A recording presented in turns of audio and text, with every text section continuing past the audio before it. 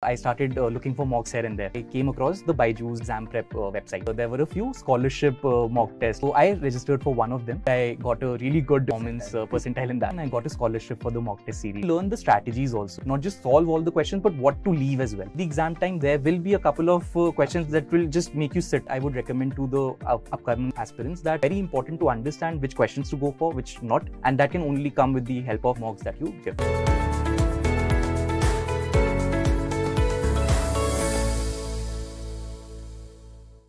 Hello everyone, how are you doing? Welcome to yet another spotlight session in the BYJU'S Exam Prep CAT channel. Now, as you all know, roughly about 2 to 2.5 lakh people every single year aim to write the CAT exam to get into one of the top B schools of the country. They have just one goal in mind: to enter the corporate career or to kickstart their corporate journey, or in multiple cases, even to go ahead and kickstart their entrepreneurial journey. We have amongst us today somebody who wants to do a mixture of the both of them. So let's not, waste any further time. Let's go ahead and kickstart our conversation with Abhay. Hi Abhay, how are you doing? Hello sir, I'm doing good. How are you, sir? I'm very, very good. Yeah. First and foremost, Abhay, the first question which I like to ask everybody, a few days back, you opened your mail, IIM Kozhikode, and suddenly you read the word congratulations. Yes, sir. How did you feel? So it just felt amazing. It felt out of the world because, patiently waiting for all the results to come in, and one by one, when you are just checking out the mails on a regular basis, and then suddenly you get that mail of, that final congratulations mail that you have gotten to one of your dream colleges. It definitely feels good, sir. And how was the reaction at home? How was everybody feeling? Like, how was it? Yes, sir. So everybody was pretty happy. Everybody was, in fact, more than me, my parents were waiting that what's the results going to be. And as soon as I opened the mail, the first thing, my mom was just sitting beside me and I just said, Ho gaya. I just, you were there. Yes, sir. You were all prepared, types. So, sir, apparently whenever any results came, I just take my laptop and go to my parents' room and I sit there and I'm like... Lucky charm. Yes, sir. Okay, lovely, brilliant. So you were one of the few who actually had most of his interviews end almost by, Feb, beginning of March, right? Yes. Generally, most students, their interviews go on till end of April, first week of May. Yes. For you, most of it was in the first 30, 40 days. Right. So for you, that preparation part was slightly shorter. Yes, sir. So, how did you go about it? So generally, I start this conversation with part 1, which is preparing for CAT. Here, I want to change it around and talk a little bit about part 2 and kickstart the, the conversation there, because for you, the time there was much shorter as compared to others. Yes. So how did you go about it? What was your preparation strategy?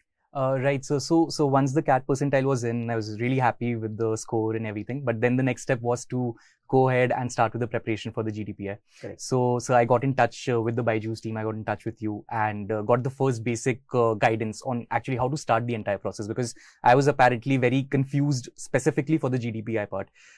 With CAT, I was pretty much okay, but when it came to the GDPI, it's another game altogether. Yeah. So I got in touch with you, and I still remember our very first conversation that we have had, and it went for almost 3.5 hours. Oh, the autobiography, right? The autobiography. Yeah, I still remember that. So as you said, and as you asked us to prepare an autobiography, just write down anything that you have done in the past 10, 12 years from your childhood. So I prepared that, and then we had a discussion on it. Yeah. So I really got to a kickstart to what exactly I need to focus upon, because there was a lot to cover. And apparently, as you said, that I had just had a couple of months because all the calls were started to come and the interviews were starting to happen. Yeah. So that was the first way I went about it. And then secondly, I started focusing upon the academics part, because I personally felt that was a little weak point for me for the undergraduate subjects in particular. So I started working upon those undergraduate subjects as guided by you. And then apart from that, the current affairs, the knowledge, the general news. So I still remember one instance when we had our first mock interview, and the first question you asked me was, what was today's headlines? Oh, yeah. And I had no clue. Yeah. So yes, sir. And that's how it started. Oh, lovely. Well, I also remember you've got a little bit of work X and yes, a slightly different work X, right? Offbeat as compared to what others might have. So why don't you talk a little bit about that?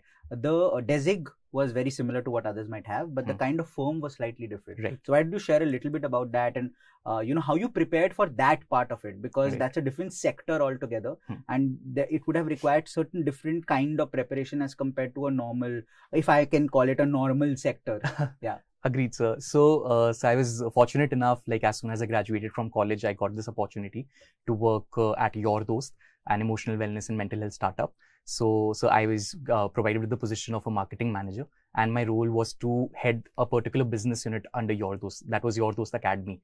So I had to work upon it as an individual contributor in the start, and I had to take the entire lead of the project. So it was definitely a new experience for me, and something where I had got an opportunity to prove my leadership and management skills right from the very start.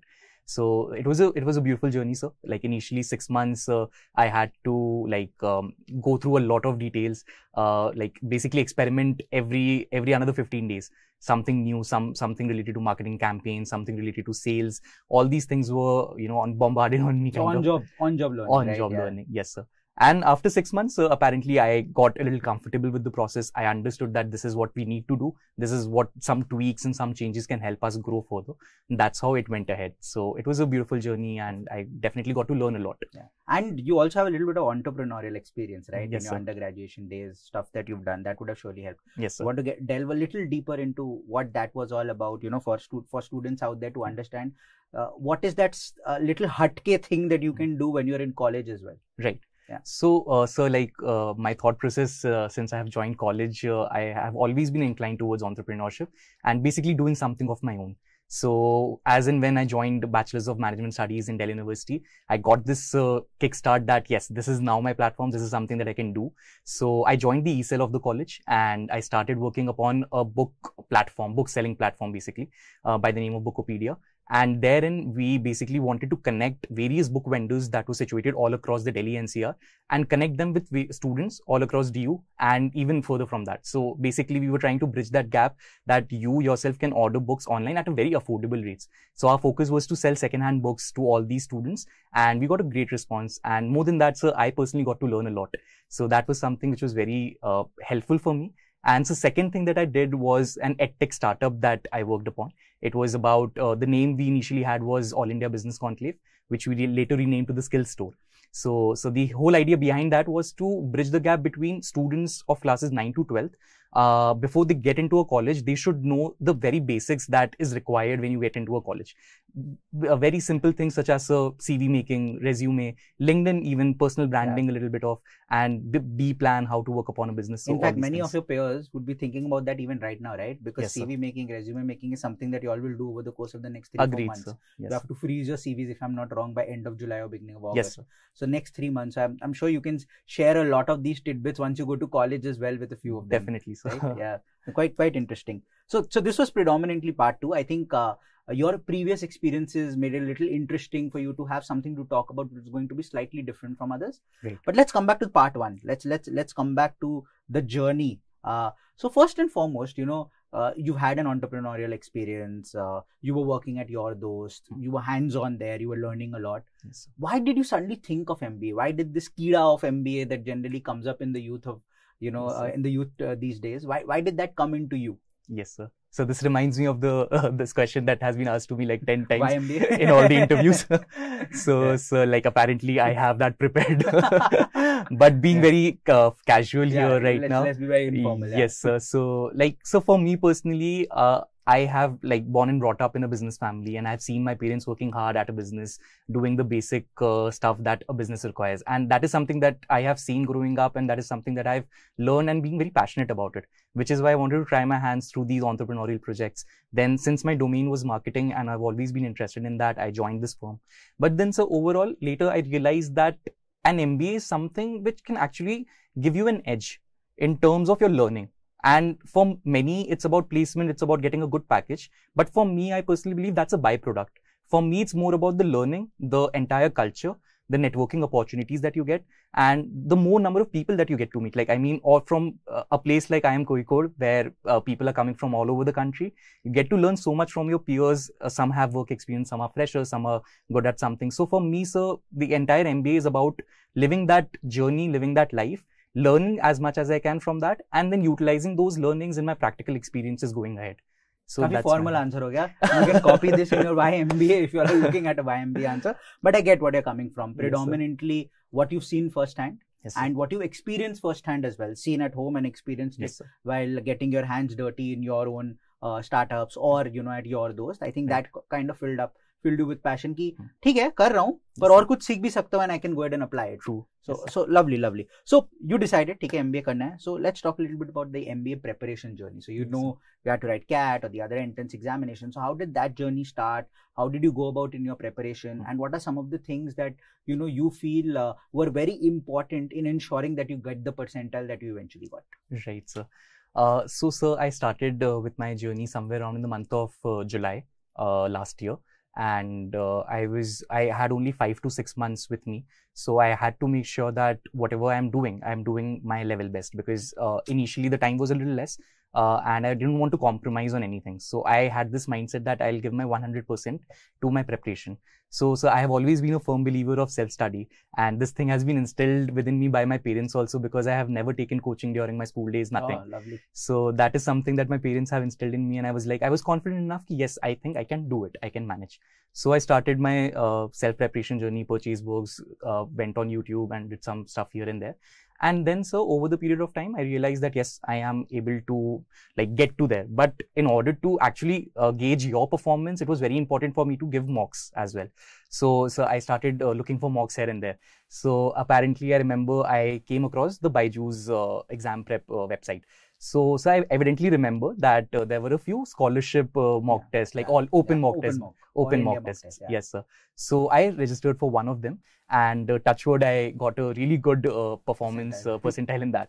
So the BYJU'S team got in touch with me, and I got a scholarship for the mock test series. So that was something that was I was really happy about it, because I got this test series almost around the month of October. So I had a good time to go about all the mocks and start doing. So I remember, after all this preparation, I was almost done with my syllabus as well.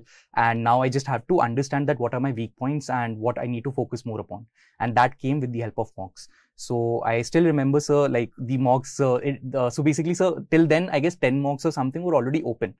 People had already joined before I joined a little later. So I did all those mocks, and then apparently every week a new mock would come. So I would very excitedly wait that, okay, I have done with these mocks. Now I'm hoping that the next mocks comes in. So I was continuously analyzing my performance over these mocks, and I just loved those papers. The best part about the mocks that I personally felt was that all those 20 mocks, full paper mocks, each one of them were different in a way. I mean, I attempting those 20 mocks, I felt that I have done a lot of varieties. And one particular part I remember, sir, was related to the LRDI section. So in DI, we usually have a graph, one set from there. Correct. Mostly. So in every mock, there was a different type of graph, different type of set. So I was that was something that was very good, and I really enjoyed. And not just the mocks, but also the sectionals that were there of every section. So I spent a lot of time, and I still have that dashboard with me of BYJU'S Exam Prep. So I was just looking at it almost a couple of weeks back to see that, covering the entire journey and everything. Yes. So it was really fun looking at the scores increasing with every mock and getting to learn a lot. But good, I think, a couple of words that I take away from what you said. I was very excited, and it was fun. Yes, I think that's the crux, right? If you're enjoying the process, yes, sir. If you're having fun taking a mock, even if you're not scoring, but you're enjoying the process, and okay, I'll come out, I'll analyze, and I'll know where I went wrong, so that on the day I can go ahead and improve. Exactly. That's the crux of going ahead. True, sir. So very happy to hear that. So along with that, I'm quite sure, basis your performance, you're also a part of the Topless Batch, right? Yes. We had created that separate group for students, of BYJU'S Exam Prep who had done well in mocks. We had created a separate group for them that, there'll be a Topless Batch, and there were specific sessions there. Yes, how was that experience? How was it interacting with those peers? Many of them will actually become your peer, whether at your college or some other B school, but they're eventually going to be your peers, in this year. Yes, sir. So I remember that after the CAT percentile came in and everything happened, so we got a group created over community channels, and it was the first time I actually got to interact with Srinivas sir, with you, and got to understand that you are the ones behind the entire thing, because I had no idea before that. So and then when I first interacted with Srinivas sir, and then interacted with you, so over these community groups and channels also, I got to know that there are so many other students also who have performed extremely well. I mean, that's a good thing to know, and also to know that there's a good competition out there. Correct. So even on the groups, everybody used to ask their queries, and everybody used to share what calls that they have got and everything. So it was really fun interacting with them, and it was a very healthy place to be, to understand that yes, you are not alone. I mean, there are so many other talented people out there as well who are competing with you, and a very healthy competition.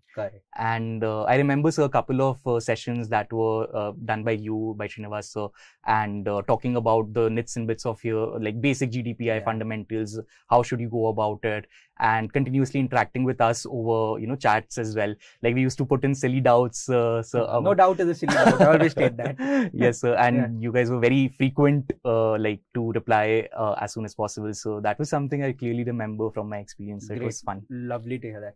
Okay, so let's talk a little bit about, you know, a couple of misnomers. Now, you also stated, right, I started writing mocks in October. Usse pehle likh nahi raha tha. Going back, I know you scored a good percentile, but do you think that that's what every student should do? Wait for the syllabus to get over and then kickstart mocks and have and cover all the mocks in a period of 1.5 months, or there should be a different methodology of going about it? So, what I personally felt and what I did also, like I remember in the month of July and August. So that was one thing that I got to learn was that irrespective of whether your syllabus is complete or not, you should start giving mocks. And that was being taught by all the mentors around me, everybody, that go about and give the mocks. At least you would get to know that you are good at this and you're not good at it. I mean, there are certain people who might get demoralized with the fact that their scores are coming less. But for me, it was a booster. For me, it was like, okay, this is less. I mean, if I scored around, let's say 48 out of 198, I need to get it to 70, I need to get it to 80, and that's how I'll progress. So I started by giving 2 mocks almost every week in the month of July and August, just to understand that how am I doing. And with that, I got to know that, yeah, my quant is weak, my speed distance time is not working at all, and all these subjects. So then I get an idea, and then, I started with giving more mocks, and as more I was approaching to the CAT examination, I started giving more mocks. Perfect. So that's how it went. So that means you also recommend that start taking mocks early. Yes. The earlier you start, the more it helps you, the more you analyze, the more you understand what the shortcomings and you can improve. Lovely. True, sir. So, you know, in this journey, I'm sure you would have realized, yeah, shayad 1 or 2 mistakes I made. If I would not have done this, I don't think I might have scored better percentile, but I would have been slightly more chiller or something or the other. Percentile तो बहुत ही अच्छा है, उससे भी better शायद आ जाते हैं, कुछ तो होता. But what are, according to you, a couple of mistakes that you felt you made, which you would advise students that, you know, just be slightly wary of this, इससे थोड़ा दूर रहो. Right. So one thing that I can clearly remember is the fact that we love giving mocks, because it's just, you know, it's something that you like to be a part of the test and you just, you know, sit there. But then the most important part after giving mocks is analyzing them. So somewhere or the other, even I felt that I did gave a lot of mocks, but somewhere or the other, I couldn't analyze it to my best. At least in the initial days. So later I realized that no, analysis is also equally important, because you don't really understand where you have made a mistake. So what happens is sometimes it could be an easy mock and you might have scored, let's say 100 plus marks, and then it feels like I have conquered everything. I don't really need to even look back at it. But that's the wrong thing. You should actually look at it. And the second thing that you should do is not just look at the wrong answers, but also the correct answers. That why have you got it correct? And this works majorly in VARC. That why this option was right, because it happens that, like with me personally, happened that while giving the exam, I thought that this option is right and it got corrected. But then when I was analyzing, I thought, why did I even mark this option? It should have been something else.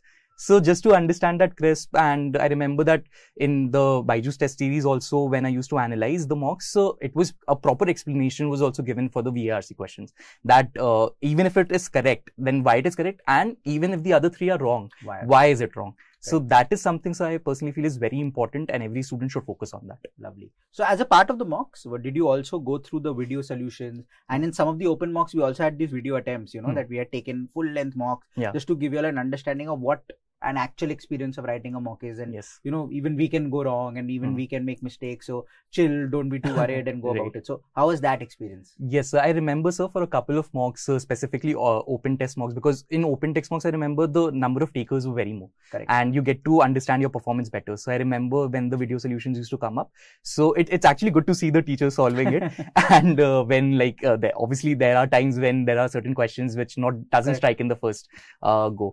And I clearly remember that, yes, there were a few questions that didn't happen. So it feels like a normal, if it didn't happen, it's fine. It's not a blunder that you have done. So that is something, sir, is very good. And plus you get to learn the strategies also. I mean, the best strategy that I remember was to not just solve all the questions, but what to leave as well. Like, because at the exam time, there will be a couple of questions that will just make you sit. with the question. So when the teachers were solving it, so we also understood that, okay, this question is something that shouldn't be attempted. Absolutely. And this question should be left alone. So that was also something that I would recommend to the upcoming aspirants, that it's very important to understand which questions to go for, which not, and that can only come with the help of more and more exams, mocks that you give. Perfect. So I'll ask my next question based on that itself. Again, with the way the Indian education system is, we've all been structured in a particular way that यार कभी भी कोई question छोड़ नहीं सकते. We can't leave it in school, college, wherever. It's always been paper complete करना है. Right. But in an entrance exam, especially like CAT, where last year people got a 99 percentile at 82, 83, which is roughly close to almost 45% of the total marks. Right. So, like you pointed out, it's very important to also leave questions and not get caught up in the traps that have been set for you. Right. So how did you go about analyzing that? How did you realize? And eventually in your CAT paper as well, did you attempt the whole paper? Did you leave out questions? How did you go about it? Right. So I remember from my CAT exam day, it was pretty interesting and funny story also. So since this was my first attempt at CAT, so when I just went for the paper, and VRC apparently is the first section, so I was lost for 5 minutes. I mean, I was so despite giving over 50 mocks over the last 3 months, I thought that ho jayega, it will happen. But then I just started the paper, and for 5 minutes I could just only hear computer clicks, pen clicks and everything. And I read the RC, and after reading the entire RC, I couldn't recall what did I read. I had to read it again. So that happened, sir. And then as I said, that even in VARC, it's not necessarily to attempt all the questions, because VARC, according to me, is a game changer for every CAT aspirant, because the more you attempt, there are chances that there will be negative marking apparently. So for that, you need to be very sure that what questions you are attempting, and even if you get half of them right or a little more than half, you get a good percentile. Correct. So that is something that I understood during my mocks, and I use that strategy. Even for LRDI, so there are 4 sets, and it's pretty, I mean, it would require some superhuman to do all the 4 sets in 40 minutes. So it's like, if you are done with 2 sets, that's perfect. That can easily get you 99 plus. But it sometimes happens that the paper is set in a way where you might not be able to do complete sets. So you might have to pick 2-3 questions from each set. And even after doing 2 sets, there's a chance that you are still left with 5 to 10 minutes. So you can just go about and do easy questions in every set. It can, you can easily do 1 or 2 questions maybe in each set. So that is a strategy that can be used. And so I remember that during my LRDI section, in the first 15 minutes, I couldn't complete any set. And I was literally so overwhelmed at that time that what should I do now? For a brief instant, it just came to my mind that it's not going to happen this year. I think I'm going to give it next. And I don't know, from somewhere, it just came into my mind, okay, just relax, take a minute. I just sat back, took deep breath. For 1 minute, I just cleared my mind. And then I realized that I still have 24 minutes with me. I'll give my 100%. If it's going to happen, it's going to happen. Otherwise, not an issue. But I'm not going to give up. And that's how it went about. I remember that as soon as I came out of the exam center, I had tears in my eyes because I felt that I didn't perform well. And but later on, I remember, so another story, sir, like, I mean, I remember as soon as I stepped out of the examination center, so you guys came on YouTube with within half an hour or something with the analysis part. So first slot. Okay. Yeah. So I only took the analysis. Yes, sir. So as soon as I was excited to see what exactly happened, and then I realized that the entire paper was difficult, for everybody. It was not just me, because for me, I had a score in my mind. I had that I need to get 200, 120 to get at least a good percentile, at least 99.5 or something. And when I realized that it's a very difficult paper, that's what we have realized. And when slot 2, slot 3 happened later that night, when all the 3 slots happened, so you guys sat for 2-3 hours, and I was just hooked to the YouTube channel. I was just watching the comments of everybody, and everybody was like, no, it was difficult. It was difficult. So I felt okay. And then next day, I guess couple of days, the response sheet came out. So from that, we realized that, okay, 84, 85 is also enough to get 99. So then it felt better. Lovely. Quite an interesting experience, right? Going through that. But that also brings to the fore a couple of things that, I always state this. The mentality during those 2 hours of the paper needs to be, I'm a stud. Yes, sir. Half an hour before that भी लगना चाहिए I'm a stud. Half an hour after that भी लगना चाहिए I'm a stud. ये 3 hours में just feel I'm a stud. उससे पहले and उसके बाद just be as humble as possible. Right. And that is exactly what worked for you. You realized, okay, 16 minutes gone. But okay, if I didn't do it, others might not have also done it. The next 24 minutes I'll ace. And that's predominantly what you did. Great. One last question. Yes. Okay, which is what advice would you give to students, who are looking at preparing for CAT 23, some who might be looking at CAT 24 and so on and so forth. But predominantly, if you look at students who will be writing CAT in the next 5 to 6 months, any specific advice you want to give them about what is it that they should do and what is it that they should be wary of and stay away from? Got it. So, like a couple of things that I would like to give advice here to the future aspirants is that one thing is that you really need to be passionate about the subjects. You really need to be focused on what you are doing. And consistency and dedication is something which is very important. So it shouldn't go about that one day you are giving 8 hours and then other day you are just not even studying. It's better that you give 2 hours every day or 4 hours every day, whatever works for you, but do it every day in a habit and just believe the process. So I have been a big believer in Bhagavad Gita. And one thing that I've read over the years is that the fruits of the labor is not in your hand. So your work is just to go about the process, do it. Whatever will be the results, that is something not in your hand. So my entire idea and principle behind solving and appearing for CAT was that I will just work hard. I'll just do my best. And whatever happens after that is not something in my hand. I'll just be happy with it and I'll go about it. So that is there.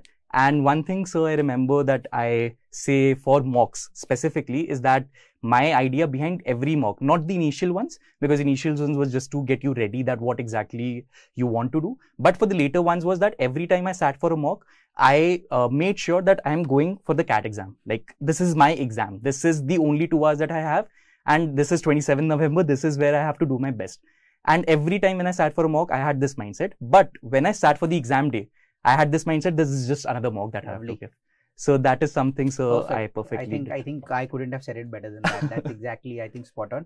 And you quoted Bhagavad Gita. I'll say that's exactly what people like Mahendra Singh Dhoni as well state, right? Yes, just sir. focus on the processes and things will take care of themselves. Yes, sir. I think that's about it at the end of the day. So thanks a lot for that, Abhay. I think that'd been very, very helpful. I'm sure you've gone ahead and helped a lot of students out here today as well, basis what you've gone ahead and stated. And congratulations once again from all of us here at BYJU'S Exam Prep. You've made all of us proud. You've made your family proud. You made yourself proud. And this is just the beginning of your entrepreneurial journey. I'm quite sure there is loads in store. There is loads that you're going to go ahead and do in the future. And we'll keep catching up. I'm quite sure of that. Yeah.